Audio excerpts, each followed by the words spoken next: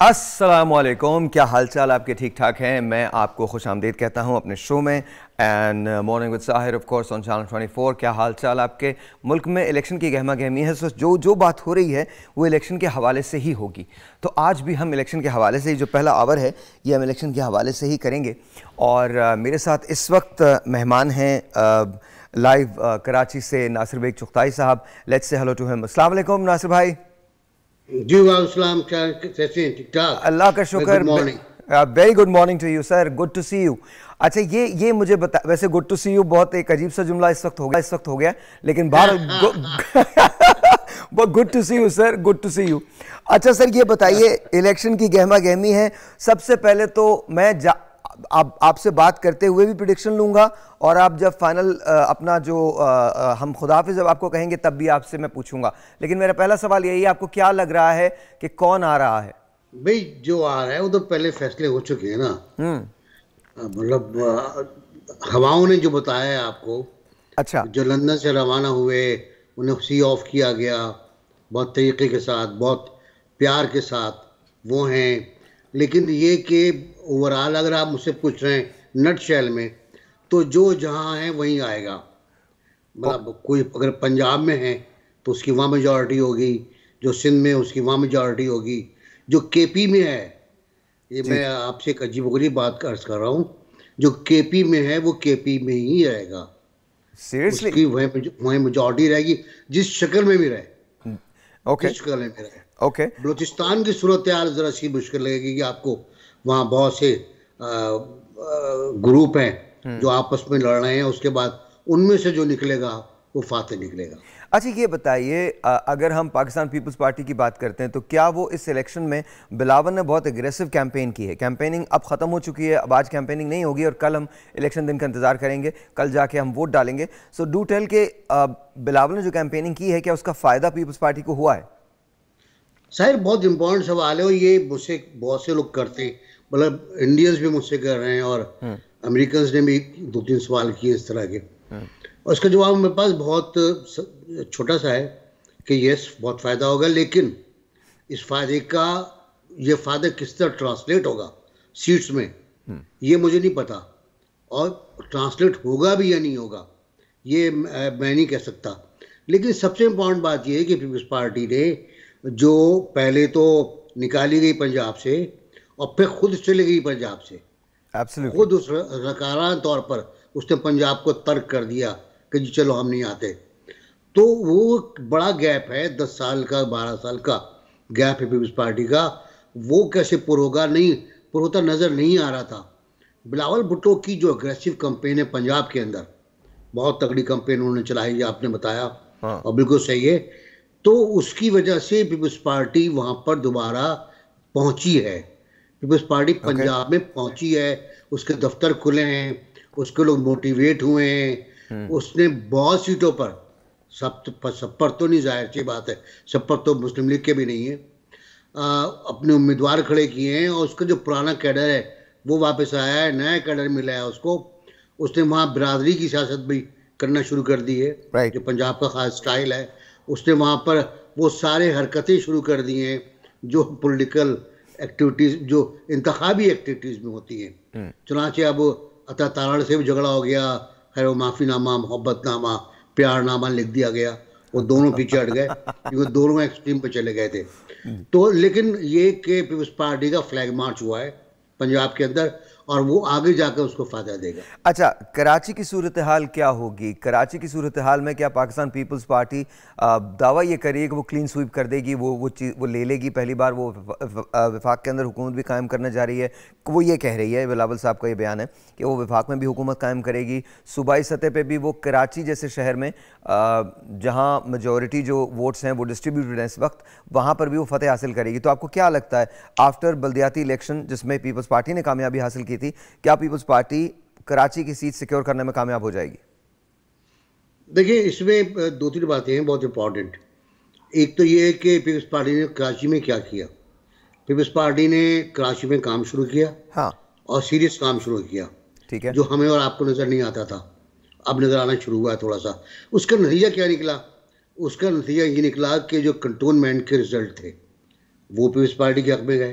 पहली बार local bodies के इंतखाबात उन्होंने किए, वो पीपल्स पार्टी ने उस पर मिसल की, और फिर पीटीआई के ग्रुप से मिलकर मेयरशिप भी ले ली उन्होंने, अब मेयर भी है और उसमें भी काम हो रहा है, उसमें भी काम कर रहे हैं। अब वो काम इतना इम्प्रेसिव था कि इलेक्शन कमीशन के जरिए बंद कराया गया उसको कि भाई ये काम ना करें, बुरी बात है, इससे आपके वोट जो है बढ़ जाते हैं। वो काम रुकवाया गया। अच्छा। पीपल्स पार्टी ने गेन किया है कराची में। पीपल्स पार्टी का एक सबसे बड़ा जो उनका जो साहिर वो ड्रॉबैक है, ड्रॉबैक नहीं, वो बाद में आऊंगा, उनका खासा वो है उनका जो इम्पैक्ट है ओके इस इंतखाबात में, वो बिलावल भुट्टो की रैली है जो परसों निकली, जो 13 घंटे की रैली थी, 13 घंटे चली जी। और जिन इलाकों में गई वो इम्पोर्टेंट है।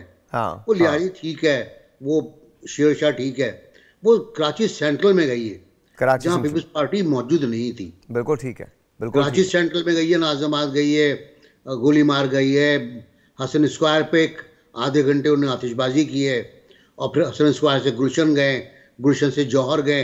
ये सब वो इलाके हैं जो ट्रेडिशनल पीपल्स पार्टी के इलाके नहीं थे, लेकिन जहाँ उन्होंने ओवरहेड ब्रिज बनाए, अंडर पासेस बनाए, वहाँ उन्होंने काम किया, सड़कें बनाई हैं, तो वो उसके ऊपर, और वहाँ पर कोई ऐसा रेजिस्टेंस भी नहीं हुआ। मुझे ख़तरा था, बल्कि ख़तरा और लोगों को भी था कुछ हो जाएगा, लेकिन बिलावल ने कहा मैं जाऊँगा, और वो निकले वहाँ से। और रात को 2-2:30 बजे के बाद लांडी खैरताबाद, आप तो जानते हैं शायद, बिल्कुल वहाँ जाकर वो ख़त्म हुआ है। तो एक बहुत इम्प्रेसिव था, पूरा कराची उन्होंने कवर किया है।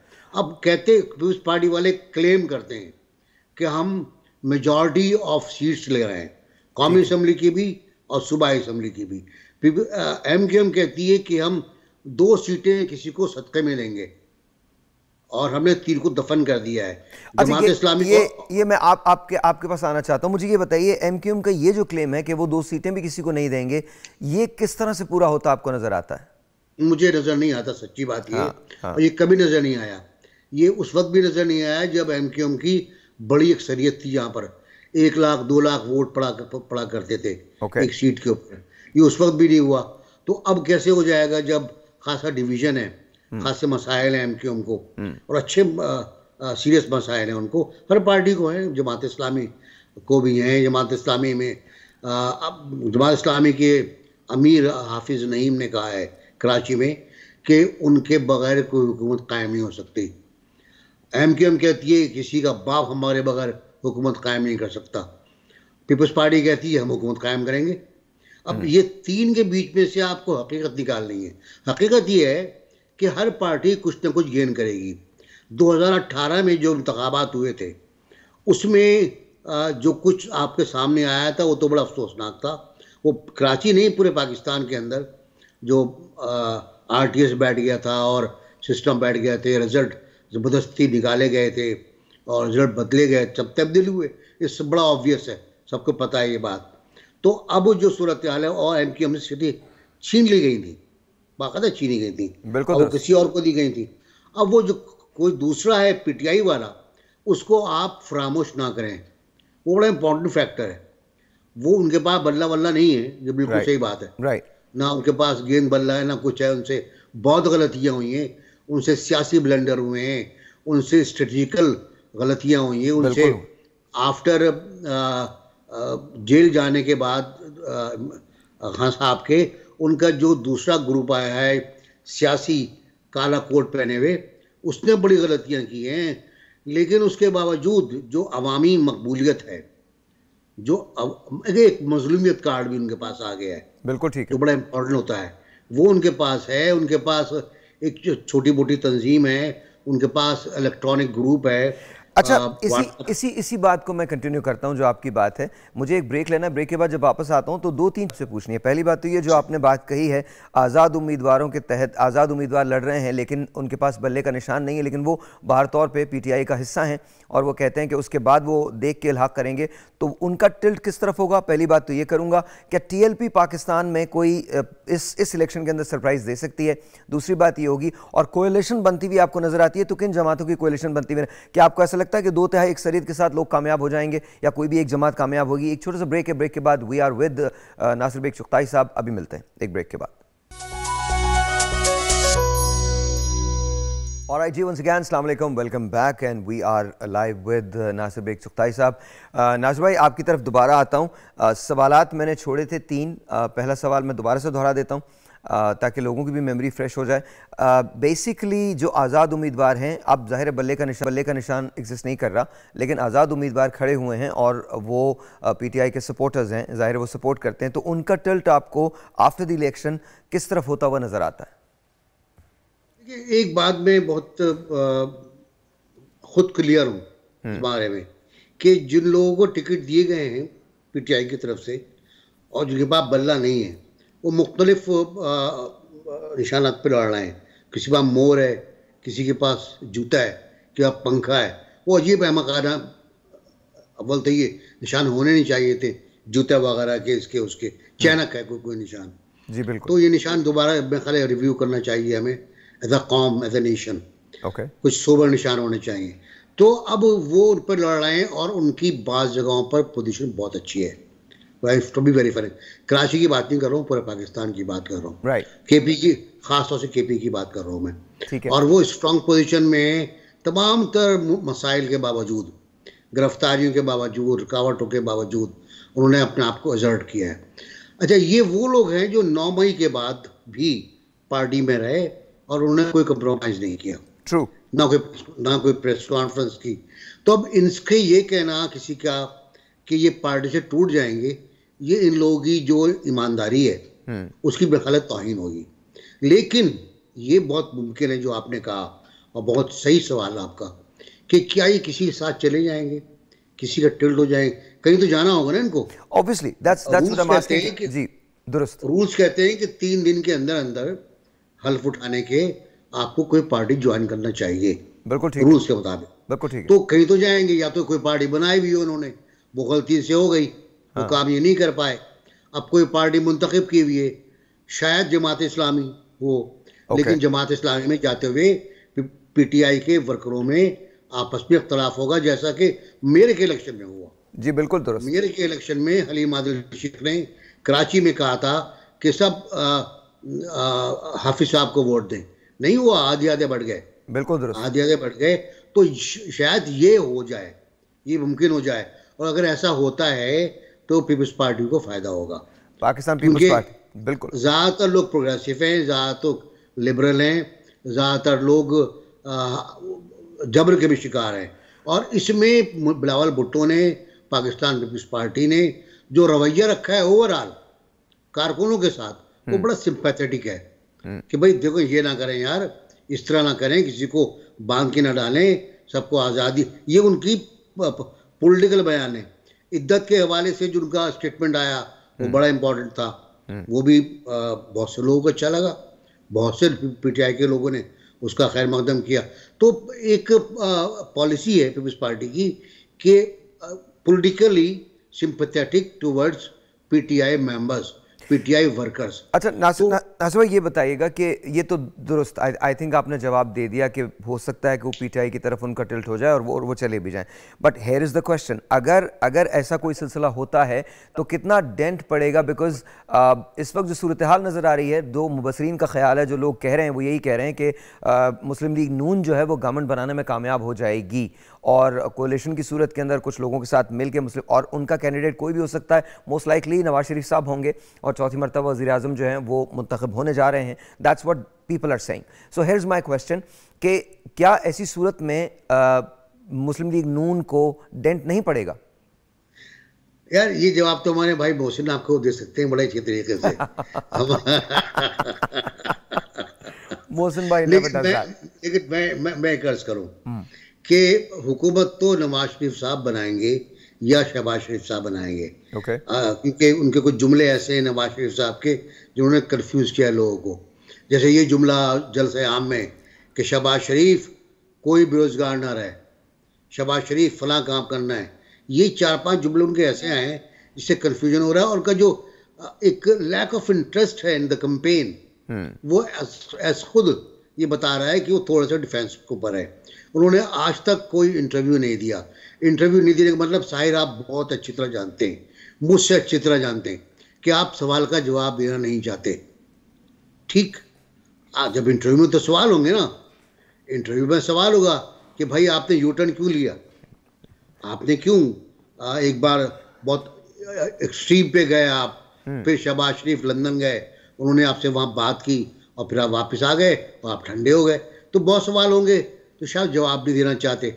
मरियम बीबी ने कोई इंटरव्यू नहीं दिया, शहबाज शरीफ साहब ने इंटरव्यू दिए और वो मुश्किल में आए।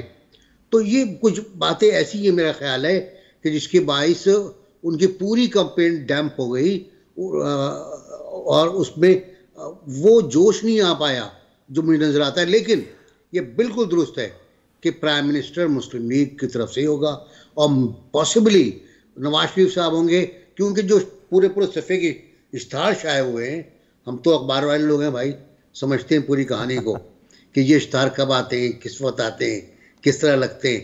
तो वो इंडिकेट कर रहा है कि प्राइम मिनिस्टर नवाज शरीफ होंगे। नासिर भाई, लेकिन hold on to that thought, मुझे एक ब्रेक लेनी है। ब्रेक के फौरन बाद जैसे वापस आता हूं तो फिर हमको यहीं से कंटिन्यू करते हैं। आप कहीं मत जाइएगा। इंटरेस्टिंग डिस्कशन अबाउट कि हमारे मुल्क का वज़ीर आज़म कौन होगा। Will it be from Pakistan Muslim League Noon और will it be from Pakistan People's Party और somebody else, we do not know. Pakistan है, कुछ भी हो सकता है। ब्रेक के बाद।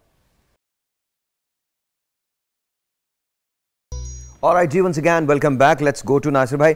नासिर भाई, क्वेश्चन ये है कि कोई हमारा इस पॉलिटिकल सिनेरियो में will there be a dark horse? कोई ऐसा आपको लगता है कि कोई ऐसा अनएक्सपेक्टेड विनर सामने आ सकता है? तो ऐसे हैं जो बड़े ऑब्वियस हैं, लेकिन इस सवाल के जवाब में मेरे पास एक जवाब आपके लिए है सर कि कराची में 2 दिन पहले एक नई फोर्स दाखिल हुई है, एक नई एंट्री हुई है जो लंदन वाले भाई की है।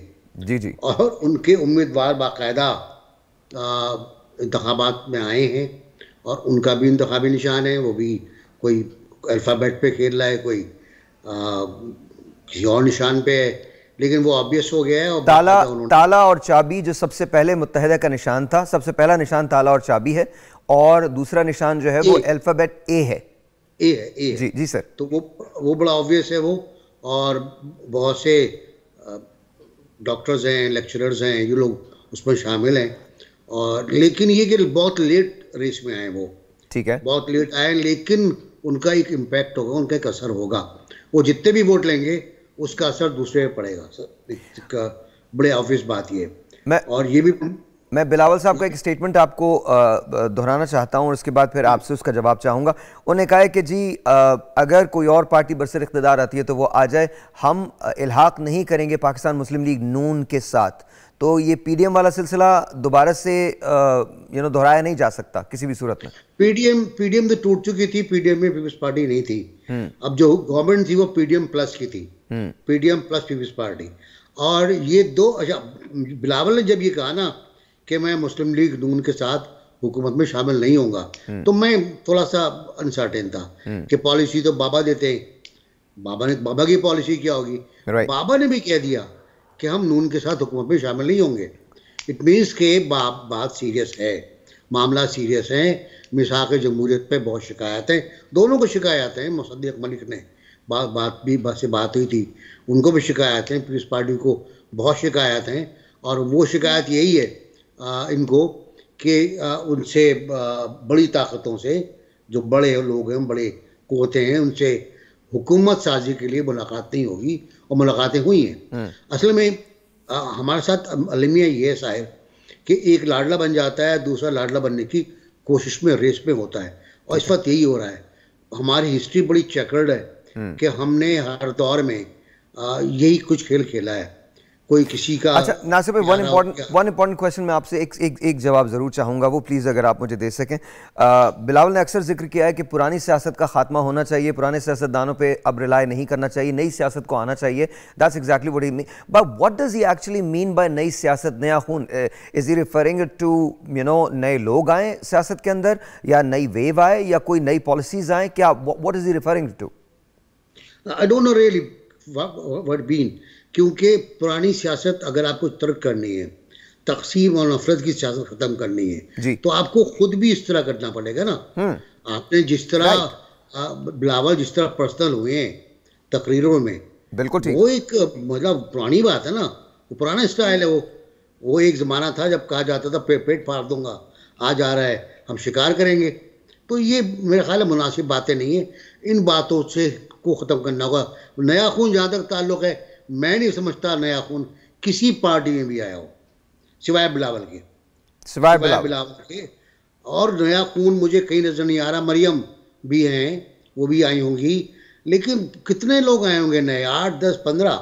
वेरी तो क्विकली सर, वेरी क्विकली। ये साहिर जी सर। इम्पॉर्टेंट बात ये कि खवातीन का जो कोटा है, जी, जो परसेंटेज है जो आपको नॉमिनेट करनी है तमाम पार्टियों ने, वो भी नहीं कर पाया वो। अच्छा सर, एक one last question before we call it off. मुझे प्लीज़ ये ज़रूर बताइएगा, वेरी क्विकली आंसर दिस, के नौजवान जो हैं वो एक बड़ी तादाद के अंदर वोटिंग के लिए निकल सकते हैं, उसकी पावर है, तो वो किस पार्टी की तरफ जाता देखते हैं या आज़ाद उम्मीदवारों के पास जाएंगे नौजवान वोटर्स जो हैं? अगर नौजवान बाहर निकलते हैं अगर, हाँ, और वोट डालने जाते हैं, तो वो आज़ाद उम्मीदवारों को फ़ायदा होगा उससे। वेल नासिर भाई, thank you so very much, बहुत बहुत शुक्रिया, सच अ प्लेजर शो, बहुत बहुत शुक्रिया, बहुत शुक्रिया, थैंक यू सर।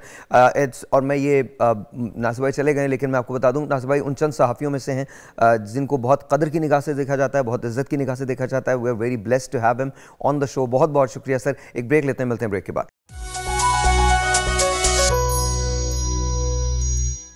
बल्ला तो बल्ले बल्ले होने से पहले ही छिन गया।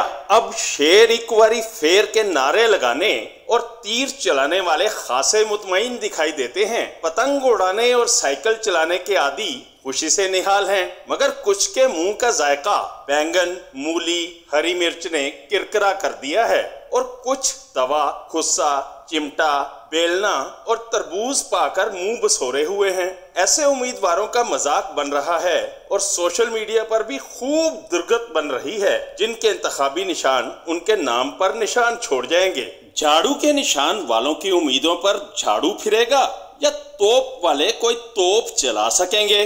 जबान दराजी पर जबान बंदी करके जबान का निशान अलॉट करना भी हर एक की जबान पर है। जिनको मगरमच्छ का निशान मिला है वो तो मगरमच्छ के आंसू बहा ही रहे हैं, मगर वो भी शर्मिंदा दिखाई दे रहे हैं जिनके हिस्से में भेड़ बकरी आई है। ढोल वाले तो कामयाबी का जश्न ढोल बजाकर मनाएंगे, मगर जिनको बाजा और चिमटा मिला है उनका बाजा तो निशान मिलते ही बज गया। एक उम्मीदवार जिनका निशान जूते है, वो मुखालिफिन को जूते लगाएंगे या जूते उठाकर दौड़ लगाएंगे? जूतियों में दाल तो तब बटेगी जब इलेक्शन के नताइज का ऐलान होगा। ताहम जिसे चूजा मिला है वो मुर्गी और अंडे ढूंढ रहा है। बकरी और बतख वाले भी अपने हलकों में मैं और कै करके वोटर्स की तवज्जो हासिल करने के लिए एड़ी चोटी का जोर लगा रहे हैं। देखना है कि शेर और बकरी एक घाट पर पानी पीते हैं या जिन्होंने घाट का पानी पिया है वो घात लगाकर सबको एक ही लाठी से हाँकते हैं। ऑलराइट जी, इस बात से हमें ज्वाइन किया है सीनियर सहाफ़ी हैं शहजाद अनवर फारूकी साहब। अस्सलाम वालेकुम शहजाद भाई। जी वालेकुम अस्सलाम साहब, कैसे हैं आप? बस अल्लाह का शुक्र, बिल्कुल ठीक ठाक, बिल्कुल ठीक ठाक। अच्छा, मुझे शहजाद भाई ये बताइएगा कि ये जो निशानात अलॉट हुए हैं, आपके ख्याल में इसका मजाक, मतलब निशान तो एक निशान है, वो अलॉट हो गया है, तो क्या एज ए नेशन हमें इसका मजाक उड़ाना चाहिए? देखिए, पहली बात तो ये है कि आप ये तय कर लें कि आप नेशन हैं या नहीं है। मुझे तो कम से कम ऐसी कोई नेशन वाली निशानियां आप में पूरी नजर नहीं आती बशमूल मेरे।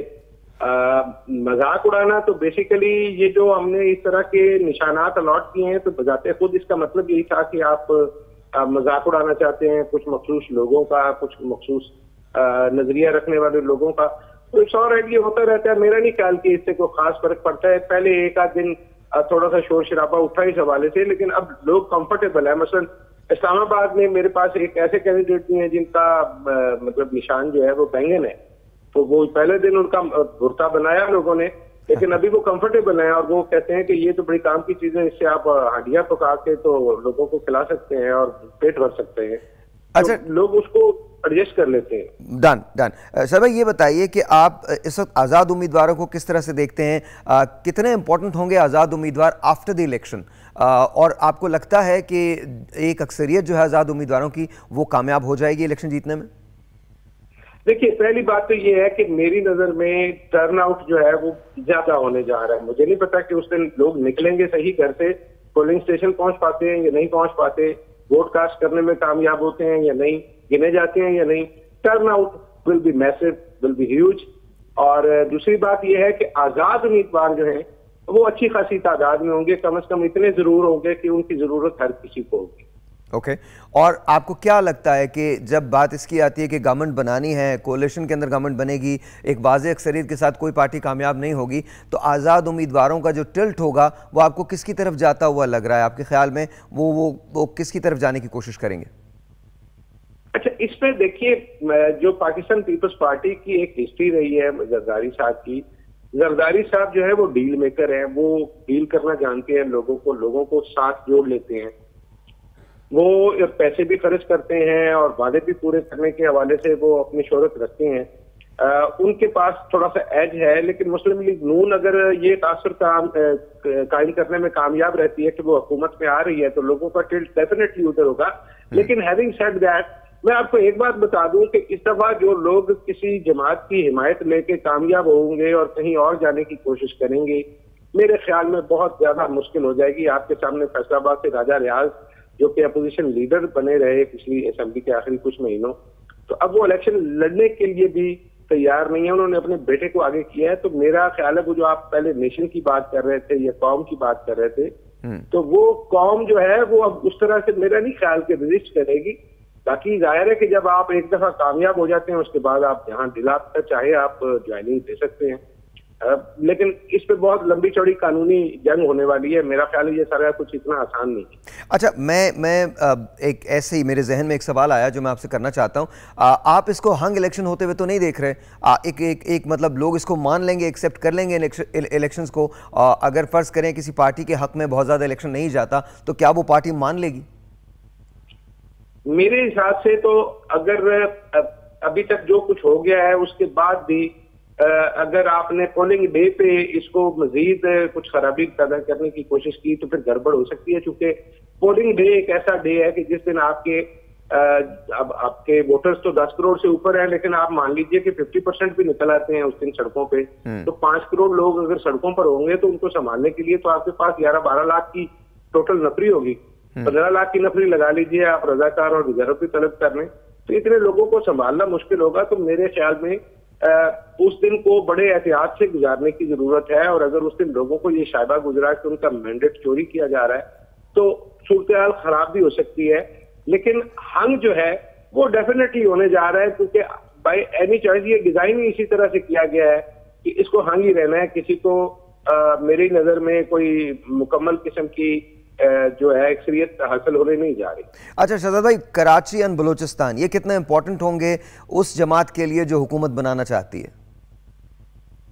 अच्छा देखिए, बलूचिस्तान का मसला ये है कि बलूचिस्तान के जो उम्मीदवार हैं वो आपको 2-2, 3-3 टुकड़ियों में और उसमें उम्मीदवार इसीलिए पूछा। वहां से एक नंबर तो है, लेकिन वो नंबर गालबन 16-17 का है बलूचिस्तान का। टोटल नंबर जो है वो इतना बड़ा है कि उसमें 16-17 जो है वो इतने मैटर नहीं। कराची की नुमाइंदगी और कोयटा की बलूचिस्तान की नुमाइंदगी मैटर करती है। Okay. लोगों का टिल्ट किस तरफ होता है या उनकी अहमियत क्या है। बुनियादी बात यह है कि हम सारे लोग पिछले कई सालों से बलूचिस्तान की रोना रो रहे हैं कि जी उनकी कमाईगी है, उनकी महरूमी है, ये है वो है, लेकिन एक्चुअली वहां पे क्या हो रहा है और किस तरह से चीजें चल रही हैं, वहां पे किस तरह से उम्मीदवारों को सामने लाया जाता है, किस तरह से उम्मीदवारों को बिठाया जाता है, ये एक मैं कहता हूं कि बयान न करने वाली दास्तान है। बहुत सारे लोग मेरे साथ रास्ते में हैं वहां से बलूचिस्तान से, जिनका ताल्लुक अच्छी खासी बड़ी पार्टियों से है, पाकिस्तान मुस्लिम लीग नून से है, पाकिस्तान पीपल्स पार्टी से है, और उनको वहां पर मकामी सतह पर जिस तरह के थ्रेट्स का सामना करना पड़ रहा है और जिस तरह से उनको किसी खास सिमत में बैठ जाने की या किसी के हक में दस्तबरदार होने की बात की जाती है, वो बड़ी अलार्मिंग है। और मैं समझता हूँ कि बलूचिस्तान के हवाले से हमें अब जाग जाना चाहिए। हमने बहुत सो दिया। कौमों की जिंदगी में 76-77 साल छोटा अरसा नहीं है। बहुत सारे लोग कहते हैं कि जी ये कोई अरसा नहीं है, लेकिन अगर हम बलूचिस्तान को एड्रेस करना चाहते हैं तो दिस इज द टाइम, हमें बलूचिस्तान को एड्रेस करना है। रहा कराची की बात, तो कराची का मैंडेट इस तरह से पिछले कुछ अरसे में हमने तब्दील होते देखा है कि इस दफा यकीनन लोगों को भी चक्कर आ गए होंगे, लेकिन जो सर्वेज हैं वो बताते हैं कि वहां पे भी इस दफा जो है वो मुनकसम मैंडेट होगा, किसी एक पार्टी को क्लियर कट उस तरह से मेजोरिटी शायद ना मिले। ये मेरा एनालिसिस है। बाकी जाहिर है कि डब्बों में से कुछ भी बरामद हो सकता है या गिनती का नतीजा भी कुछ भी हो सकता है। अच्छा, आप किसी डार्क हॉर्स को जीतते हुए देखते हैं, किसी अनएक्सपेक्टेड को जीतते हुए देखते हैं? आपको ऐसा लगता है कि कोई दूसरा शख्स जो है, कोई एक तीसरी एंट्री हो सकती है इस इलेक्शन के अंदर, कोई सरप्राइज हो सकता है? शख्स या पार्टी की? शख्स की बात कर रहे हैं, पार्टी की बात कर रहे हैं? पार्टी की बात कर रहा हूं मैं, पार्टी और शख्स दोनों की बात कर रहा हूं। देखिए, मतलब इसमें तो सीधी सी बात है कि ये सारी गेम जो है वो टर्न आउट की है कि लोग कितने आते हैं बाहर। अगर लोग इतनी बड़ी तादाद में निकल आते हैं, और मुझे लगता ये है कि लोग निकल आएंगे, उसकी वजह यह है कि मैंने बहुत सारे लोगों को ये तय करते हुए देखा है कि जाके ये सारा मामला जो है वो वोट पे सेटल करना चाहते हैं। वो जो उनके अंदर गुस्सा है, जो उनके जज्बात है, उनके इजहार का उनको रास्ता नहीं मिल रहा, तो वो उसका इजहार करने की कोशिश करेंगे। लेकिन अब जाहिर है कि अगर कहीं पे रास्ते में सड़क तोड़ दी जाएगी या कहीं पे ब्लॉकेज लगी होगी या नाके लगे होंगे, पता नहीं लोग पहुंच पाते हैं, क्या प्लान है उस दिन का, आई डोंट नो। लेकिन अगर लोग निकले और उन्होंने अपने जज्बात पे इजहार किया, तो ये जो डार्क हाउस वाली बात है, ये ज्यादा दूर की बात नहीं है। क्योंकि मेरे हिसाब से अभी मुस्लिम लीग नून कह रही है कि शायद उनको 100 से ज्यादा सीटें मिलेंगी, 120-22 की वो गिनती करते हैं। पीपल्स पार्टी भी 100 प्लस अपना गिनती है। लेकिन मेरे हिसाब से वो पार्टी बड़ी खुशकिस्मत होगी जो इस इलेक्शन में 80 प्लस सीटें लेगी, वो बड़ी खुशकिस्मत पार्टी होगी। सर, फाइनल क्वेश्चन प्लीज बता दीजिए, आपको क्या लगता है कि गवर्नमेंट किसकी बनने जा रही है और अगला वजीर आजम कौन हो सकता है? ये देखिए, ये तो मेरा ख्याल है आपको वो कौन बनेगा करोड़पति में पूछना चाहिए था ये सवाल। लेकिन मेरे हिसाब से ये जो प्राइम मिनिस्टर है उसका तकरीबन सब लोगों को पता है। आपको नहीं पता, आप टीवी पे बैठे हैं, बस अनाउंसमेंट करना बाकी है। बहुत सारे लोगों का ख्याल तो ये था कि उनको वैसे ही बिठा देते, इतना इलेक्शन का खर्चा करने की और लोगों को इस तगदौ में डालने की क्या जरूरत थी। लेकिन अब कल से खैर वो पाकिस्तान पीपल्स पार्टी ने इस हवाले से एक मौसर स्टांस कल परसों से 2 दिन से मैंने देखा है कि उन्होंने इस तर्ज अमल को जो है वो थोड़ा सा तनकीद का निशाना बनाया है कि ये कुछ लोग जो है वो चौथी मरतबा वजीर आजम होने का तासुर दे रहे हैं। और यकीनन ऐसी ही बात है, बहुत सारे लोगों की जुबान पे ये बात है कि मियां नवाज शरीफ प्राइम मिनिस्टर बनने जा रहे हैं। लेकिन कुछ लोगों को ये कहना है कि शायद अंदरून खाना जो मुस्लिम लीग नून की तकसीम है वो कुछ इस तरह से है कि शायद वजीर आजम जो है वो शहबाज शरीफ बनेंगे, क्योंकि मुनकसम मैंडेट की सूरत में इत्तेहादियों को साथ लेने का जो मामला है वो मियां नवाज शरीफ नहीं करना चाहते, और शायद सीएम के लिए वो नीचे मरियम बीबी को एडजस्ट करेंगे। इस तरह की कोई इक्वेशन बनेगी। चूंकि इत्तेहादी हुकूमत अगर बनी तो मियां नवाज शरीफ इस दफा मेरा ख्याल है कि उस कुव्वत बर्दाश्त के साथ नहीं है कि वो अपने इत्तेहादियों की फरमाइशें पूरी कर सके या लोगों को उस तरह से अकोमोडेट करने की पोजीशन में होगी। शहजाद भाई, बहुत बहुत शुक्रिया। आपसे मंडे को ऑप्शंस इंशाल्लाह दोबारा मुलाकात होगी। रिक्वेस्ट होगी मेरी दोबारा ज़रूर आइएगा, एक तफसीली मुलाकात आपके साथ करेंगे और will find out exactly. Monday तक ये डिसाइड हो चुका होगा कि हम कहाँ जा रहे हैं, किस तरफ जा रहे हैं। एक छोटा सा ब्रेक लेते हैं, आपसे मिलते हैं ब्रेक के बाद। Will be right back.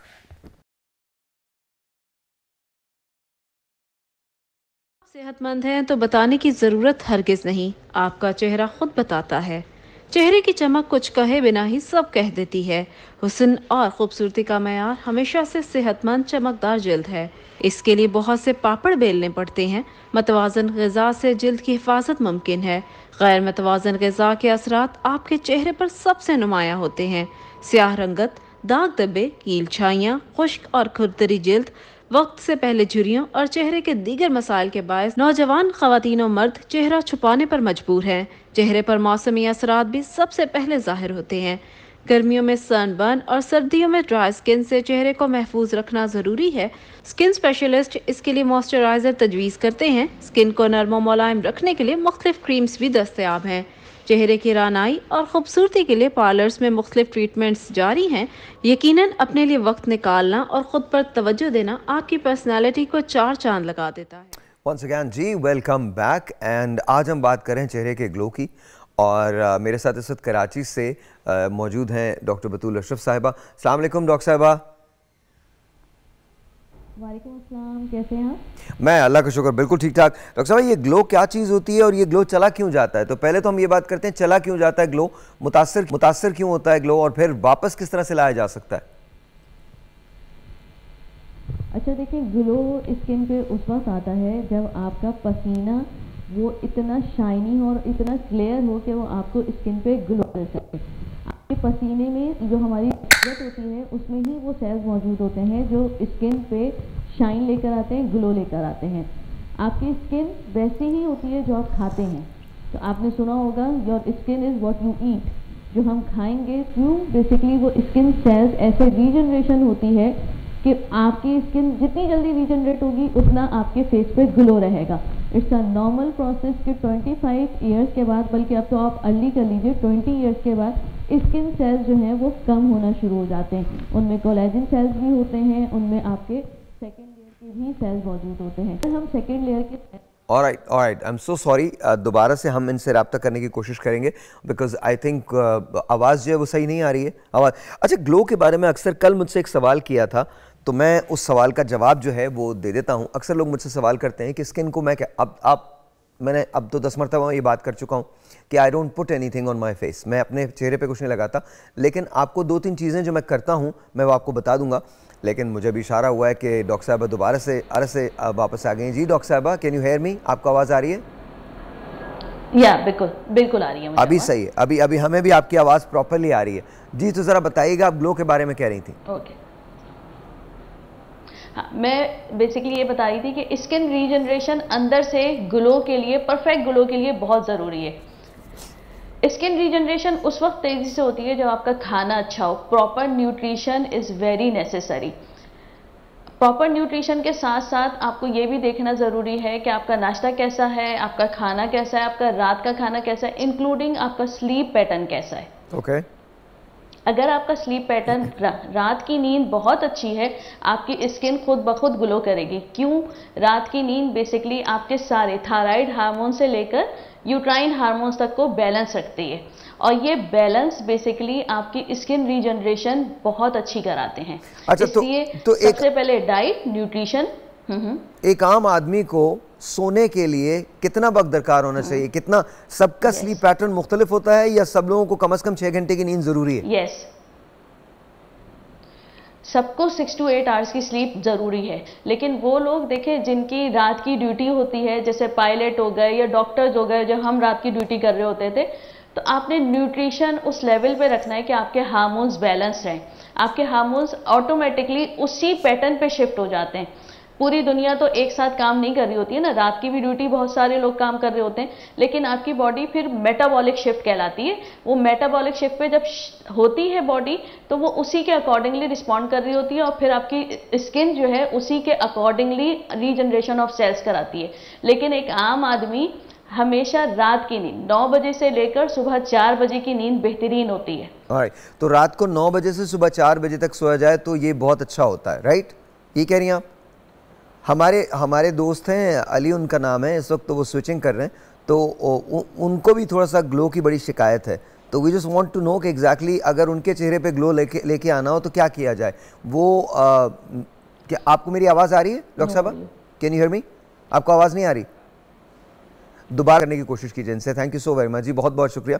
तो अक्सर लोग मुझसे कहते हैं कि मैं ग्लो के लिए क्या इस्तेमाल करता हूं। मैं तो रियली कुछ इस्तेमाल नहीं करता, लेकिन कुछ चीज़ें मैं आपको बता दूं जो मैं बड़ा बाकायदगी से यूज़ करता हूं। उसमें से एक, देखिए, आप अंदाज़ा कीजिए कि अल्लाह ताला ने आपको नेमतें बहुत सारी दी हैं और जिनमें एक बहुत बड़ी नेमत जो है वो शहद भी है, जिसमें एक बहुत बड़ी नेमत जो है वो राइस भी है, जिसमें एक बहुत बड़ी नेमत जो है वो दूध भी है। अब ये 3 चीज़ें आप याद रखिएगा, इसका मास्क बनता है। आपने इतने से राइस लिए, उसको अच्छी तरह से गला लिया, लिटरली इतने से राइस चाहिए आपको पूरे फेस के लिए। अच्छा, और एक बात याद रखिएगा, जैसे डॉक्टर खुर्रम मुशीर हमेशा कहते हैं कि फेस जो होता है वो आपका यहाँ से लेकर यहाँ तक होता है, ये आपका फेस होता है। तो आपने इतने से राइस लिए, उसको अच्छी तरह से गला लिया, उसके अंदर आधा टीस्पून आपने शहद डाला और 1 टीस्पून आपने उसके अंदर मिल्क डाल लिया और उसको अच्छी तरह से आपने हिला दिया, उसको वो हल हो जाता है। वो एक मास्क की तरह से, एक पेस्ट की तरह बन जाएगा। उस पेस्ट को यहाँ से लेकर यहाँ तक लगा दिया और 10 मिनट के बाद ठंडे पानी से आपने उसे क्लीन कर लिया। आप देखिएगा कि आपका चेहरा तरोताज़ा भी हो जाएगा, साफ भी हो जाएगा, झाइयाँ भी आपकी दूर होंगी और आपका चेहरा ग्लो करने लगेगा। एक छोटा सा ब्रेक लेते हैं, मिलते हैं ब्रेक के बाद। जाइएगा कहीं नहीं, वो talking about how to get your glow backs, लेकिन एक ब्रेक के बाद।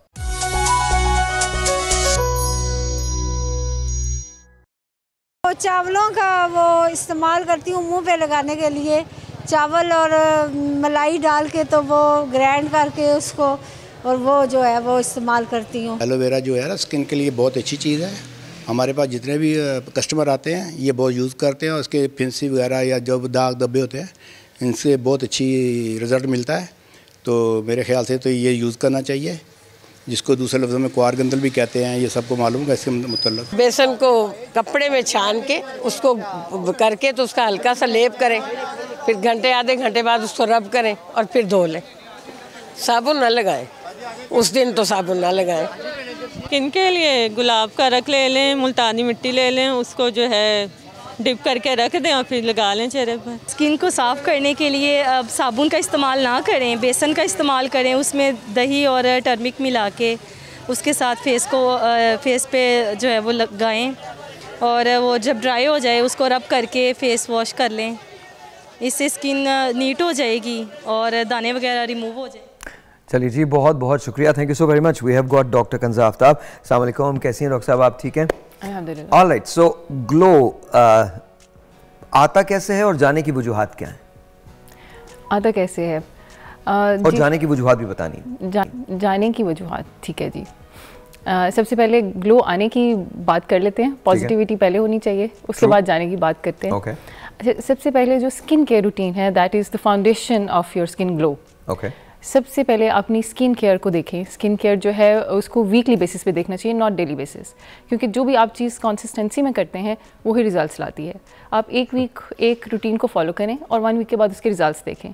फिर आप इसको फॉर लाइफ जो है अपने रूटीन का हिस्सा बना लें। अगर हम स्किन केयर की रूटीन की बात करें तो can we talk about it कि हमें क्या स्किन केयर करनी चाहिए? Absolutely, yeah, that's you should. Okay, चलिए जी, शुरू करते हैं मॉर्निंग रूटीन से। कि मॉर्निंग में आपको क्या करना चाहिए जिसके लिए आपका चेहरा या आपकी स्किन जो है फॉर डे प्रिपेयर हो जाए। तो उसमें सबसे पहले जो है आपने उठ के एक अच्छे से फेस वॉश से अपना चेहरा धोना है, ताकि जो सारे रात वाले ऑयल्स हैं या आपने कुछ स्किन केयर अप्लाई की हुई है वो सब रिमूव हो जाए। ठीक है। उसके बाद जो फर्स्ट लेयर होगी वो आपकी एक पोटेंट एंटीऑक्सीडेंट सीरम या क्रीम होगी, जिसमें विटामिन सी सीरम हो सकता है, विटामिन सी क्रीम हो सकती है। सुबह अप्लाई करें? ये सुबह अप्लाई करेंगे after the face wash. After the face wash, ठीक है। और उसमें आपने अगर हाइलोनिक एसिड, अगर आपकी ड्राई स्किन है तो हाइलोनिक एसिड वाले सीरम्स भी उसमें कॉम्बो में आते हैं, vitamin C and hyaluronic acid. और आजकल पाकिस्तान में हमारी अपनी मेडिकेटेड कंपनीज जो हैं वो बड़े सस्ते सीरम्स बना रही हैं। ठीक है, और they are very effective as well, जिसमें 20% तक विटामिन सी है, जिसकी इतनी अमाउंट जो है वो रिक्वायर्ड होती है। तो आपने 2 to 3 ड्रॉप्स जो है सबसे पहले vitamin C plus hyaluronic acid serum के अपने फेस पे अप्लाई कर लेने हैं, और उसके बाद फिर आपने उसके ऊपर अपना सन ब्लॉक अप्लाई करना है। ठीक है। That's enough for the day. आपकी स्किन प्रिपेयर्ड है। उसके बाद अगर आप जॉब पे जाते हैं तो आप उसमें कोई फाउंडेशन यूज़ कर सकते हैं, जो भी आपका normal sun block. After sun block, okay. Ideally sun block should be the last layer of your makeup, लेकिन इट्स नॉट पॉसिबल कि आप जो है पहले पूरा मेकअप कर चुके हैं और उसके ऊपर सन ब्लॉक मलना शुरू कर दें। तो वो कुछ अजीब सी चीज़ बन जाएगी। ऑल्दो स्प्रे वाले सन ब्लॉक्स अवेलेबल हैं, पाकिस्तान में तो बहुत कम है। तो आइडियली तो ये होना चाहिए कि आप स्प्रे सन ब्लॉक यूज़ करें आफ्टर योर मेकअप। लेकिन चूंकि हमारे पास अवेलेबिलिटी नहीं है ऐसे सन ब्लॉक्स की, तो हम कहते हैं कि आप अपनी फाउंडेशन से पहले सन ब्लॉक अप्लाई कर लें।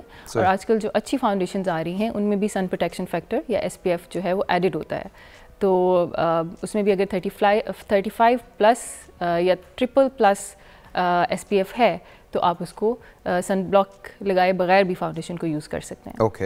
ओके जी, ये हो गया आपकी डे रूटीन।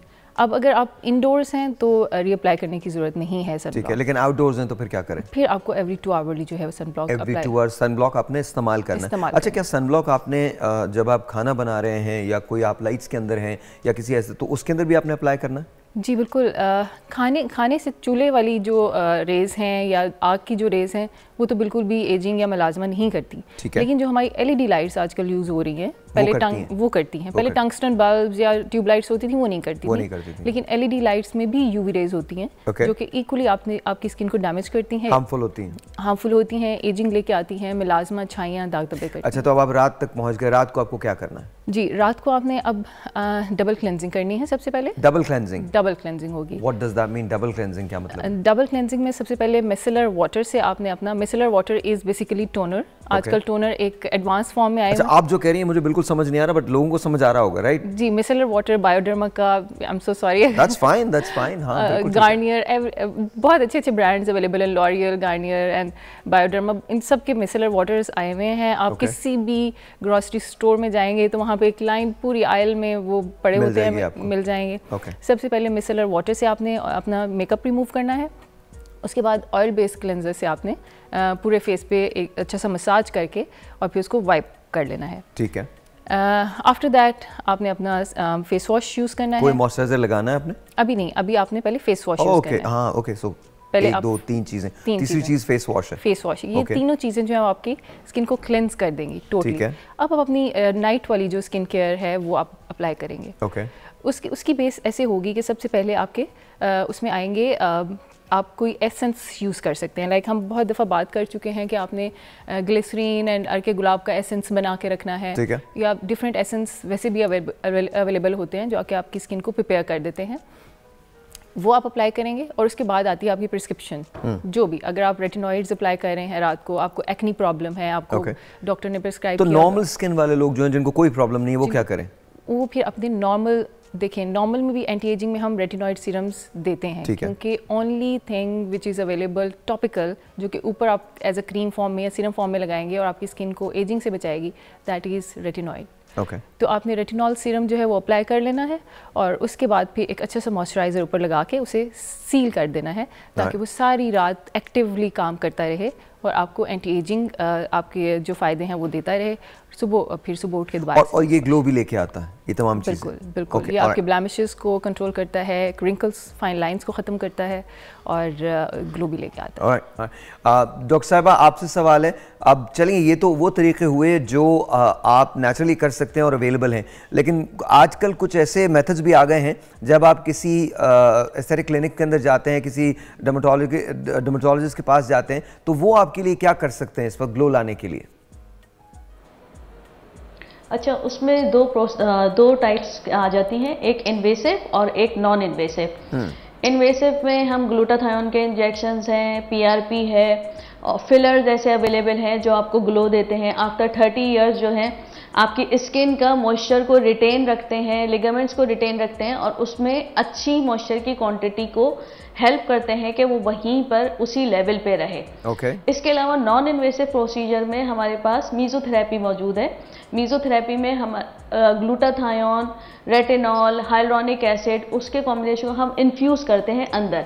सेम चीज़ आप हाइड्राफेशियल के साथ कर सकते हैं।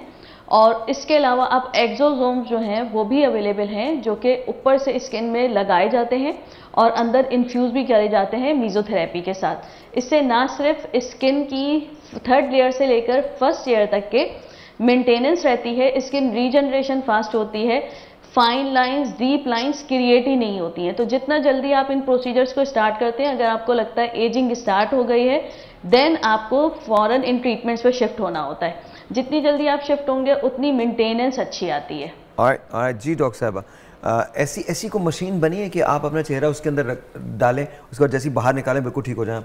अच्छा, it's consistency is the key.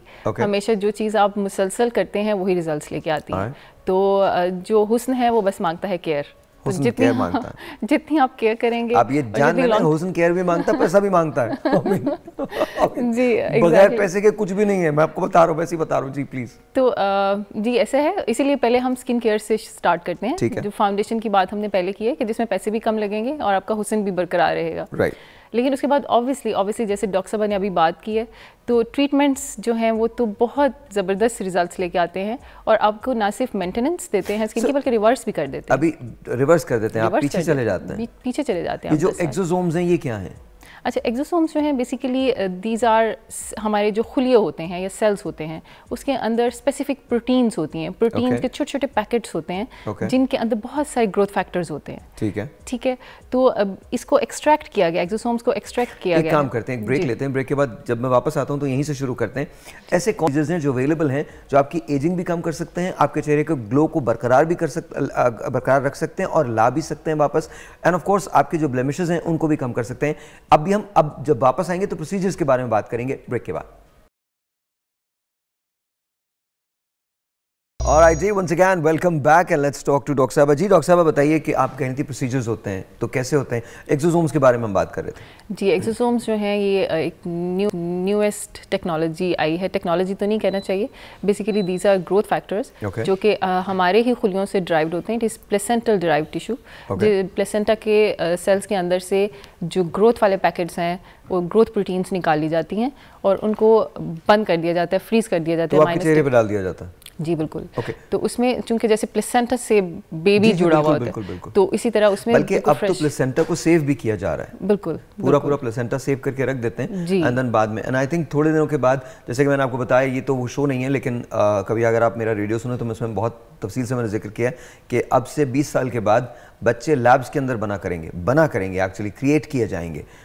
वो वूम जो है मदर का जो वो तैयार कर लिया गया है और वहाँ एक्सपेरिमेंट जो है वो जारी हैं, तो चाइल्ड बर्थ जो है वो बड़ी डिफरेंट हो जाएगी। लेकिन कमिंग बैक टू यू, तो अच्छा इससे किन किन चीज़ों का इलाज हो सकता है एक्सोसोम से? अच्छा जी, ये अभी तो 2 चीज़ों के लिए आए हैं। एक हेयर रेस्टोरेशन के लिए, मतलब आपके अगर गंजपन की शिकायत है तो या हेयर क्या गंजपन सही हो जाता है इससे? एब्सोल्युटली, काफ़ी फ़र्क पड़ता है। काफ़ी फ़र्क पड़ता है, ख़ासतौर पे एंड्रोजेनिक एलोपेशिया जिसको हम मर्दाना गंजपन कहते हैं, उसमें हम एक्सटेंसिवली इसको यूज़ कर रहे हैं और इसके बहुत अच्छे रिजल्ट्स आ रहे हैं। इसके अलावा आपकी एंटी एजिंग स्किन के लिए, चेहरे की स्किन की रिंकलिंग के लिए, रिजुविनेशन के लिए, स्किन की क्वालिटी को इम्प्रूव करने के लिए बहुत ज़्यादा यूज़ हो रहे हैं। तो ये दो डिफरेंट तरह से बनते हैं, 2 फॉर्म्स डिफरेंट फॉर्म्स में आते हैं। हेयर वाले डिफरेंट फॉर्म में आते हैं और जो चेहरे वाले हैं वो डिफरेंट फॉर्म में आते हैं। अच्छा, ये जो फेशियल्स लिए जाते हैं, हाइड्रा फेशियल के बारे में डॉक्टर साहब बात कर रही थी, तो हाइड्रा फेशियल वगैरह कितना हेल्प करते हैं ग्लो में? जी, हाइड्रा फेशियल जो है ना, it's a lifestyle. I must say it's a lifestyle. अगर आप सैलून में मंथली फेशियल लेने जाते हैं तो हाइड्रा फेशियल भी आपको मंथली ही लेना है। तो एक मरतबा नहीं, मंथली, एवरी मंथ, हम मंथ में एक दफ़ा। यस, उससे क्या होता है कि आपकी hydra facial is a complete combo जिसमें बहुत सारी चीज़ें हैं जो आपकी स्किन के लिए बहुत अच्छी हैं। लाइक उसके जो फर्स्ट 3 स्टेप्स हैं उसमें 3 डिफरेंट सीरम्स यूज़ हो रहे हैं। They are very diluted serum, वो आपकी सुपरफिशियल स्किन डेड लेयर को रिमूव कर रहे होते हैं, आपके डीप पोर्स क्लेंजिंग कर रहे होते हैं। It's deep cleansing basically. उसके बाद उसमें कुछ प्रोब्स ऐड हुए हैं जो कि एंटी एजिंग प्रोब्स हैं।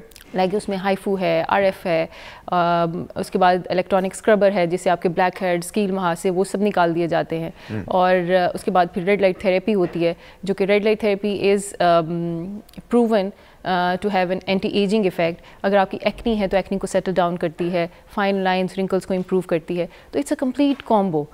तो ये आपने बहुत महंगा होता है? नहीं, हाइड्रा फेशियल जो है ये ऐसे प्रोसीजर्स में सबसे सस्ता प्रोसीजर है। सबसे सस्ता प्रोसीजर है, लेकिन इससे आपकी स्किन केयर होती है बहुत अच्छी, बहुत अच्छी।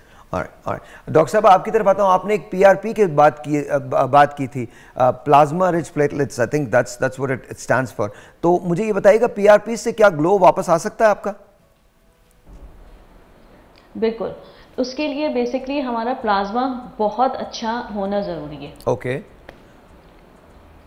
जितना हमारा प्लाज्मा स्ट्रॉन्ग होगा, प्लाज्मा कैसे स्ट्रॉन्ग होगा कि हम अपने रेड सेल्स बहुत अच्छे लेवल पे रखें, हम वो डाइट लें जिससे रेड सेल्स की क्वांटिटी बहुत अच्छी हो। जितनी अच्छी रेड सेल्स की क्वांटिटी होगी उतना अच्छा प्लाज्मा जनरेट होगा। जितना अच्छा प्लाज्मा जनरेट होगा उसको जब हम मीजोथेरेपी के तौर पे यूज़ करते हैं, या हमारी जो ये नेजोलेबियल फोल्ड होते हैं, इवन हम उसको लिक्विड लिफ्ट कहा जाता है, यानी उसमें हम फिलर नहीं डाल रहे, आपका अपना प्लाज्मा ही यूज हो रहा है ये लाइंस को हटाने के लिए, फाइन लाइंस को हटाने के लिए। कि जितना स्ट्रॉन्ग प्लाज्मा, फाइन लाइंस को हटाने के, जितना स्ट्रॉन्ग प्लाज्मा होगा उतना अच्छा आपका रिजल्ट आएगा, ग्लो भी उतना ही अच्छा होगा क्योंकि उसमें ग्रोथ फैक्टर की क्वांटिटी बहुत अच्छी होगी। अगर प्लाज्मा स्ट्रॉन्ग नहीं होता देन कम्स, क्योंकि बहुत सारे लोगों का नहीं होता, इसलिए एक्सोसोम्स आए हैं अब जब एक्सोसोम जो है वो उससे भी ज्यादा, 1 ड्रॉप ऑफ प्लाज्मा में, अगर मेरे 1 ड्रॉप ऑफ प्लाज्मा में 50 ग्रोथ फैक्टर्स हैं तो एक्सोसोम से वही चीज तकरीबन 1 लाख से 1.5 लाख होती है। अच्छा। तो that is the basic difference between the platelet rich plasma and exosomes. तो आप किसे रिकमेंड करती हैं? आप एक्सोसोम्स को रिकमेंड करती हैं बहुत ज्यादा? नहीं, बोथ। अच्छा, एक डॉक्टर साहब रिजल्ट भी उसी वक्त अच्छा आएगा जब हमारा डॉक्टर साहब इंतहाई माजरत, एक telephone call, let's see this is online. अस्सलाम वालेकुम जी। जी वालेकुम अस्सलाम साहिब भाई, कैसे हैं आप? आई एम गुड अल्हम्दुलिल्लाह, आप कैसी हैं? ठीक हैं? आपका शो बहुत अच्छा जा रहा है, मैं बिल्कुल ठीक हूँ, बहुत अच्छा लगता है आपको स्क्रीन पे देख के, और हमारा दिन ना मतलब आपको देख के शुरू होता है। बहुत शुक्रिया, thank you so very much. क्या सवाल है? तो आपसे ये स्किन के हवाले से है, मुझे ना एक्ने का बड़ा इशू है, और खैर ये तो बचपन से था, 14 साल की उम्र से, और अभी कुछ ज्यादा हो गया। डॉक्टर को दिखाया, उसने कहा कि ये स्किन इन्फेक्शन है, तो उसने कुछ मुझे मेडिसिन रिकमेंड की, एंटीबायोटिक में। अगर आप मेरे साथ लाइन पे रहें तो मैं डॉक्टर साहबा से आपकी बात कराता हूँ। डॉक्टर साहबा प्लीज़ बात कीजिएगा। जी, आप मुझे बताइएगा आपकी स्किन ऑयली है या ड्राई है या कॉम्बिनेशन स्किन है? स्किन मेरी ना ज़्यादा ड्राई है ना ऑयली है। ठीक है, और आपकी एज कितनी है?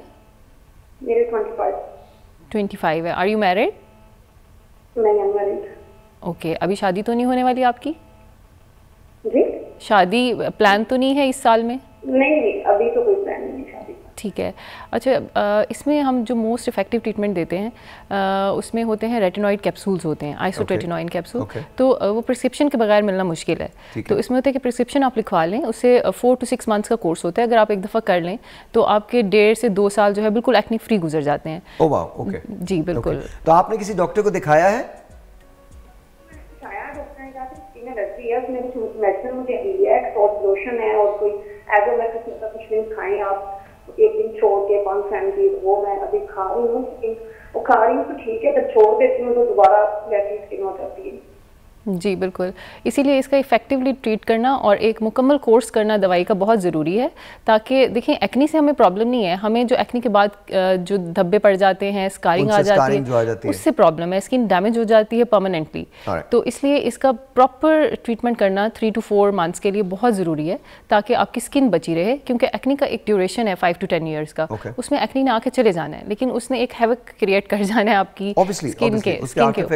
जी बिल्कुल, तो प्रॉपर ट्रीटमेंट लें 3 to 4 मंथ्स का, और इसकी प्रिस्क्रिप्शन बनवा लें, और एवरी मंथ आपको प्रिस्क्रिप्शन के ऊपर ही वो मेडिकेशन मिलती है। तो ये करना बहुत ज़रूरी है। ऑलराइट, अच्छा डॉक्टर साहब आपकी तरफ जाता हूँ। आप कुछ कह रही थी कि पीआरपी और एक्सोसोम्स के बारे में आप कुछ बात कर रही थी। बिल्कुल, अगर आप जैसे कहते हैं कि मैं किसको प्रेफर करती हूँ, द थिंग इज़ दैट वो नीड पे डिपेंड करता है। अगर बहुत ज़्यादा डीप स्कार्स होते हैं या पिगमेंटेशन बहुत ज़्यादा है तो फिर हम एक्सोसोम्स की तरफ जाते हैं। ठीक है। लेकिन उसका रिजल्ट आने के लिए भी आपका अंदर से ब्लड अच्छा होना बहुत ज़रूरी है। आपकी स्किन पे ग्लो उसी वक्त आएगा जब आपका अंदर से ब्लड अच्छा होगा। उसके लिए सबसे इम्पॉर्टेंट, जैसे ये अभी एक्नी की पेशेंट इन्होंने कॉल करी, अच्छे प्रोबायोटिक्स एंड प्रीबायोटिक्स इसका इस्तेमाल बहुत ज़रूरी होता है। आजकल पपाया मौजूद है, पपाया, पपीता खाइए, अमरूद खाइए, इन सब में ना सिर्फ ग्लूटाथायोन है बल्कि वो सारे एंटीऑक्सीडेंट मौजूद हैं जो स्किन पे ग्लो लेकर आते हैं। स्ट्रॉबेरीज आ गई हैं, स्ट्रॉबेरीज का इस्तेमाल कीजिए, और इसके साथ साथ आप स्ट्रॉबेरीज को फेस पे लगा सकते हैं। आपने थिन स्लाइसेस करने हैं, उसमें चुटकी भर सोडा लेना है, उसको स्प्रेड कर दीजिए। उसमें बेसिकली सैलिक एसिड होता है, तो ज़रा सी बबलिंग होती है, उसको फ्रीज कर दीजिए, डेली बेसिस पे लगाइए। ना सिर्फ अच्छी एक्सफोलिएशन होगी, उसके साथ साथ रीजनरेशन ऑफ स्किन सेल्स भी बहुत अच्छी होती है। Alright, coming back to you, जब हम बात करें स्किन से चेहरे से फाइन लाइंस जाने की और ग्लो लाने की, तो वहाँ कभी कभी गर्दन पे बहुत कुछ हो जाता है, बहुत सी फाइन लाइंस आ जाती हैं, उनको रिमूव करने के लिए क्या आप बोटॉक्सेस यूज़ करते हैं, उनको फिलर्स यूज़ करते हैं, या एक्सोसोम्स वहाँ भी काम आते हैं? जी बिल्कुल, मल्टीपल ट्रीटमेंट्स किए जाते हैं। कॉम्बो ट्रीटमेंट्स जो है हमेशा बहुत अच्छे रिजल्ट्स लेके आते हैं। इट डिपेंड्स कि आप नीडल्स की तरफ जाना चाहते हैं, कुछ लोग जो हैं वो पेन के टॉलरेंस इतनी ज़्यादा अच्छी नहीं होती, तो फिर हम नॉन इन्वेजिव वेज की तरफ जाते हैं। लाइक बहुत अच्छी हमारे पास लेज़र्स अवेलेबल हैं, एनर्जी बेस्ड डिवाइसेस हैं बहुत सारी अवेलेबल, अच्छी वाली, जो कि 2 से 3 ट्रीटमेंट्स में आपकी फाइन लाइंस को काफ़ी हद तक ख़त्म कर देती हैं। फिर उसके बाद हम ऑब्वियसली बोटॉक्स, फिलर्स, थ्रेड्स का इस्तेमाल भी इन लाइंस को ख़त्म करने के लिए करते हैं, और कॉम्बिनेशन में हमेशा बहुत अच्छे रिजल्ट्स आते हैं। Is it very expensive? Again question, yes it is expensive. तो आप याद रखिए कि इससे पहले कि आप इन तमाम ट्रीटमेंट्स की तरफ जाइए, लेकिन ये डॉक्टर से मशवरा करना, डर्मेटोलॉजिस्ट के पास आना बहुत ज़्यादा ज़रूरी होता है। आप उससे बात कर लें ताकि आपको पता चल सके कि आपके ऑप्शंस क्या हैं। ज़रूरी नहीं कि वो आपको 3 लाख रुपए का ट्रीटमेंट बताएंगे, हो सकता है आपका काम 3,000 रुपये में या 5,000 रुपये में भी हो जाए। एम आई राइट और रॉन्ग? बिल्कुल जी, इसीलिए स्किन है, आपकी स्किन केयर रूटीन जो है ये वो बेहतर होनी चाहिए, ताकि आपकी फाइन लाइंस और रिंकल्स डेवलप ही ना हो। अगर आप रात को रेटिनॉल सीरम्स लगा रहे हैं, मॉर्निंग में एंटीऑक्सीडेंट्स और सनस्क्रीन का इस्तेमाल कर रहे हैं, तो मेरा नहीं ख्याल 50 ईयर्स से पहले आपको कोई भी फाइन लाइन किसी भी चीज़ की जरूरत हो। और and the best thing is you are what you eat. आप वो हैं जो आप खाते हैं। एक telephone call, let's see who this is online. अस्सलाम वालेकुम। वालेकुम सलाम। मैं बात कर रहा हूँ। जी बात कीजिए। अच्छा सर, मैंने ये कहना था, मेरी बेटी है 2 साल की है, 2-2.5 साल उसकी उम्र है। ओके।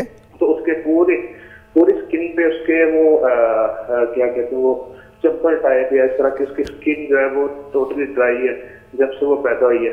हम चाह रहे थे उसका चीजें टेस्ट कर दें, तो उस पर हम थोड़ी सी चीजें चाह रहे थे। नहीं, आपने किसी को दिखाया है, किसी डॉक्टर को दिखाया है? जी जी बिल्कुल, डॉक्टर को चेक करवाया था इधर लाहौर में। और वो क्या कहते हैं? उस पर उन्होंने मेडिसिन कुछ दी थी, उसमें डॉक्टर को बताना चाहूंगा, एक डर्मल यूरिया क्रीम उसने बताई थी, और उसके बाद डर्मल बाल्स ने बताया था, एक इकोमेट लोशन दिया था। नहीं, मुझे बताइए उससे फायदा हुआ है? जी, उससे फायदा तो हुआ है, स्किन तो उसकी होगी, लेकिन अब ये है कि उसकी स्किन जो ऊपर वाली जिल्द है ना वो उतरती रहती है, हर कोई 1 महीने के बाद वो उतर जाती है, फिर वो नई स्किन आ जाती है, फिर वो उतर जाती है, वो इस तरह ये प्रोसेस चल रहा है। डॉक्टर साहब कुछ पूछना चाहती हैं? जी, एग्जामिनेशन करना बहुत ज़रूरी है। एग्जामिनेशन करना बहुत ज़रूरी है। आप अपना नंबर यहाँ छोड़ दें, मैं उसके बाद देखता हूँ अगर किस तरह से आपको। आप कहाँ पे रहते हैं? लाहौर में रहते हैं? You belong, but you can definitely travel ना, आप आ तो सकते हैं लाहौर? जी बिल्कुल, डेफिनेटली। ऑलराइट जी, बहुत बहुत शुक्रिया, thank you so very much. एक छोटा सा ब्रेक है, मिलते हैं ब्रेक के बाद। ऑलराइट जी, अस्सलाम वालेकुम एंड वंस अगेन। जाहिद भाई, आज क्या बनाया आपने? सर आज सुप्रीम पिज़्ज़ा हमारा। Supreme pizza? जी। इस सुप्रीम पिज़्ज़ा में होता क्या? Chicken supreme pizza. चिकन होता है, और इसके ये ऑलिव्स हैं। ओके। इसमें बेस में जो चीज़ है, बेस में मैरिनेरा सॉस है। ऑलराइट, और बीफ है इसके अंदर? बीफ है, और इसके अलावा चिकन भी है। हाँ जी। ऑलराइट, सो और इसके अंदर आपने ऑलिव्स भी डाले हैं, और मैं कॉर्न भी देख रहा हूँ। कॉर्न, हाँ जी। और इसके अंदर बेल पेपर भी है जी, एंड टोमेटोज जी। There you go, it's very very nice, it's amazing. Pizza बहुत अच्छा है, और मुझे लगता है कि आप खुद बनाते हैं इसको? जी हाँ। ये डो भी खुद ही? डो भी हम खुद ही मेकिंग करते हैं इसकी। ओके। और इसकी सर पिज़्ज़ा कितनी देर में बन जाता है after the dough? 30 minutes? Actually इसकी डो का ही प्रूफिंग का टाइम होता है तकरीबन कोई आधा घंटा। ओके। कुछ पिज़्ज़े ऐसे होते हैं जो प्रूफिंग के बगैर ही लग जाते हैं उसी वक्त, जो थिन क्रस्ट में आते हैं। वरना जो प्रूफ करके जो अब लगाते हैं ना, तो इसके अंदर जब आप उसको ओवन में करेंगे सारी टॉपिंग करने के बाद, तो एटलीस्ट 10 मिनट्स के अंदर मतलब ये तैयार हो जाता है जी। ऑलराइट जी। एक चेन थी जिसका नाम डोमिनोज है, मुझे पता नहीं अभी भी है यहाँ पर, डोमिनोज है। डोमिनोज ने डिलीवरी 30 मिनट्स की थी कि जी आप 30 मिनट्स के अंदर हम आपको डिलीवर कर देंगे पिज़्ज़ा, और अगर आप 30 मिनट्स के अंदर हम डिलीवर नहीं कर पाएंगे तो आपको पिज़्ज़ा फ्री मिलेगा। तो that's what it is. But sir, thank you so very much. बहुत बहुत शुक्रिया। मारफा का नाम याद रखिए, जाहिद भाई का नाम याद रखिए। If you are in Lahore तो आपको तो मारफा विजिट करना बहुत ज़रूरी है। कभी कभी मैं भी वहाँ जाता हूँ, तो आपको मैं वहाँ मिल सकता हूँ मारफा के अंदर। और अगर आप लाहौर प्लान कर रहे हैं कि आपने लाहौर आना है, तो फिर ये आपकी टू डू लिस्ट पे होना चाहिए कि आपने मारफा ज़रूर जाना है। बहुत बहुत शुक्रिया sir, thank you so very much, बहुत बहुत शुक्रिया। डॉक्टर साहिबा आपकी तरफ आता हूँ, डॉक्टर बतूल आपकी तरफ आता हूँ। डॉक्टर साहब मुझे ये बताइएगा कि उन लोगों से क्या कहना चाहती हैं जो ग्लो के सिलसिले में बहुत परेशान हैं, कोई टिप्स उनको दे सकती हैं आप? प्रॉपर न्यूट्रिशन, अच्छा खाना, अच्छा सोना, this is the key of glow, getting the glow on the skin. Okay. आप मेरे पास बहुत सारे पेशेंट आते हैं, बल्कि आपने भी सुना Korean glass skin. The Korean glass, अब जितनी मशीन्स हैं, जितने प्रोसीजर्स हैं, कौन सी glass skin? Korean glass is very easy. Korean glass skin, आपने कोरियन लोग देखे होंगे ना, उनकी स्किन जो है वो ग्लास की तरह चमकदार होती है। मैंने जी कोरियन लोग देखे, बट द थिंग इज ऐसे लोग नहीं देखे। जी डॉक्टर साहब प्लीज गो ऑन। तो द थिंग इज कि आप जितना अच्छा अंदर से खाएंगे उतनी अच्छी आपकी स्किन पे ग्लो होगी। तो ये सारे ट्रीटमेंट बहुत इफेक्टिव होते हैं जितने एस्थेटिक ट्रीटमेंट अवेलेबल हैं, but the thing is that कि आपका अच्छा खाना ही वो की है, और अच्छा सोना जो कि आपके हार्मोन्स को बैलेंस रखे, आपकी स्किन रीजनरेशन अच्छी कराए, ताकि एजिंग हो but it should be very graceful. बहुत शुक्रिया, बहुत एजिंग होगी लेकिन ऐसी होगी कि जिसमें कोई बीमारी शामिल नहीं होगी। थैंक यू बहुत शुक्रिया जी। डॉक्टर साहब जी, मेरे ख्याल में exercise is the most important thing. Exercise से आपकी स्किन की सर्कुलेशन बहुत बढ़ती है, ब्लड फ्लो बढ़ता है। तो जैसे डॉक्टर साहब ने बताया, इसके अलावा सबसे इंपॉर्टेंट चीज़ एक्सरसाइज है। 20 मिनट्स डेली एक्सरसाइज ज़रूर करें, या 7 मिनट्स वर्कआउट ज़रूर करें। 7 minutes workout is very very effective. By the way someone called for you, उन्होंने बहुत थैंक यू कहा है, आपने उनको ऐप का कुछ बताया था, and she said that he said that मेरी बेगम के लिए बहुत काम किया है वो 7 मिनट आपने बताए थे। जी 7 minutes workout is very effective. मैंने जब भी कराया है तो मुझे यही कमेंट्स सुनने को मिले हैं। तो इट्स जस्ट 7 मिनट्स। आप सुबह उठे फजर की नमाज के बाद just give it 7 minutes and you will be all toned up, और आपकी स्किन, आपके बाल, सारे सिस्टम जो हैं वो अलाइन होना शुरू हो जाएंगे, बहुत अच्छे रहेंगे। एक्सरसाइज को इनकॉर्पोरेट करें अपनी डेली रूटीन में। बहुत बहुत शुक्रिया डॉक्टर साहब, thank you for being here. Thank you doctor Batool, आपको बहुत शुक्रिया। आपसे मिलूंगा कल, तब तक के लिए मेरे पास कुछ नहीं कहने को, सिर्फ इतना याद रखिए, जिएं और जीने दें। डोंट जज people, live your life, that's it. Break है जी, आपसे मिलेंगे कल तक के लिए, मतलब कल तक का ब्रेक है, कल मिलते हैं सुबह 9 बजे, तब तक के लिए खुदा हाफिज़।